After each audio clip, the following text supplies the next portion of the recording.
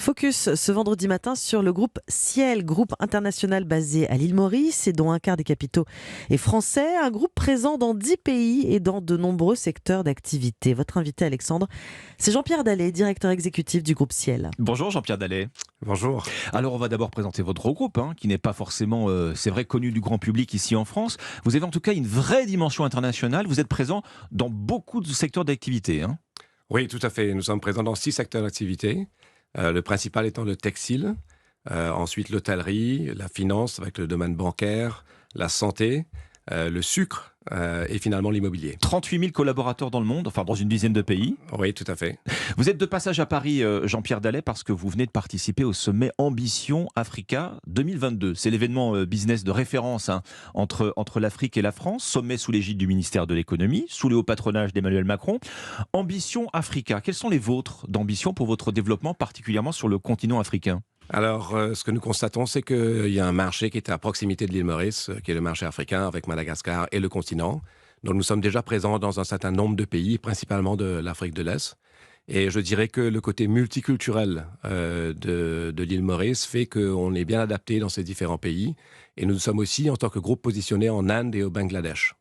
C'est intéressant d'avoir votre point de vue, celui du groupe Ciel, Jean-Pierre Dallet, sur les crises que nous venons de traverser, sur celles que nous traversons. D'abord, la crise du Covid. Vous dites que la crise sanitaire n'a pas eu que du mauvais pour vos activités, en particulier pour votre branche textile. Expliquez-nous. Oui, tout à fait. Ça a été quand même très difficile puisque les frontières ont été fermées pendant 18 mois et qu'on a été mis sur la liste rouge écarlate. Mais bon, les opérations hôtelières sont très bien reparties. Je dois dire que la demande est forte et c'est très encourageant. Et au niveau du textile, ce qu'on constate, c'est qu'il y a des vrais shifts en termes d'achat.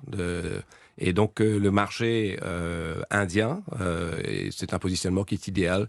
Donc, on voit que les grandes marques sortent de la Chine pour venir plus du côté indien ou Asie du Sud-Est. La guerre en Ukraine, Jean-Pierre Dallet, quelles sont les conséquences de la guerre sur vos activités ? Je veux dire, est-ce que vous subissez aussi les effets de la crise énergétique ? Est-ce que c'est la flambée de la facture énergie ? Est-ce que ce sont les risques de coupure auxquels vous seriez confrontés également ?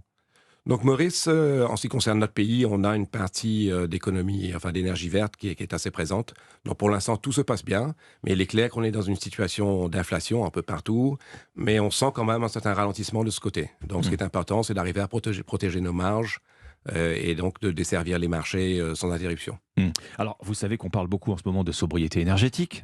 Oui. En France, le gouvernement a présenté hier son plan, ses mesures. Est-ce que vous, au sein du groupe Ciel, vous avez mis en place des mesures de sobriété, des mesures préventives en tout cas ? Oui, en termes de RSE, on a une stratégie très claire et donc nous souhaitons diminuer notre intensité carbone de 50%. Donc c'est un objectif clair qui a été fixé. À quel terme ?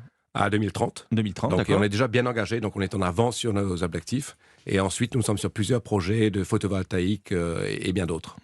Vous êtes présent sur le continent africain, en particulier dans l'hôtellerie tourisme. Jean-Pierre Dallet, est-ce que c'est une activité qui redémarre ? Alors, on est présent dans l'hôtellerie à Maurice. Par contre, sur le continent africain, nous sommes dans la finance, dans le textile et aussi dans l'agriculture. D'accord. Et l'activité hôtelière à Maurice repart très fortement.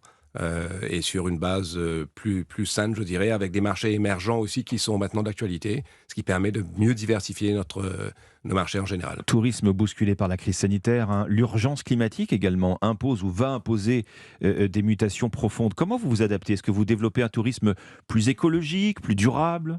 Oui, alors je pense que sur plusieurs fronts. D'abord, les bâtiments, les mettre aux normes. Ensuite, avoir cette intégration sociale avec la population mauricienne.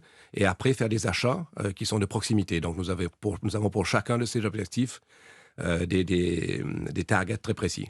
Quelles sont les nouvelles attentes que vous percevez de la part de cette clientèle de tourisme, Jean-Pierre Dallet ? Ce qu'on a ressenti, c'est que les clients viennent pour plus longtemps. Donc, ils peuvent travailler maintenant de l'hôtel à l'île Maurice. Ça se fait très bien au niveau digital. Et donc, cette approche qui est plus intégrée avec la vie sociale mauricienne est aussi importante. Donc, il faut les donner cette intégration et aussi l'accès peut-être au marché immobilier, puisque Maurice a des villas magnifiques à vendre.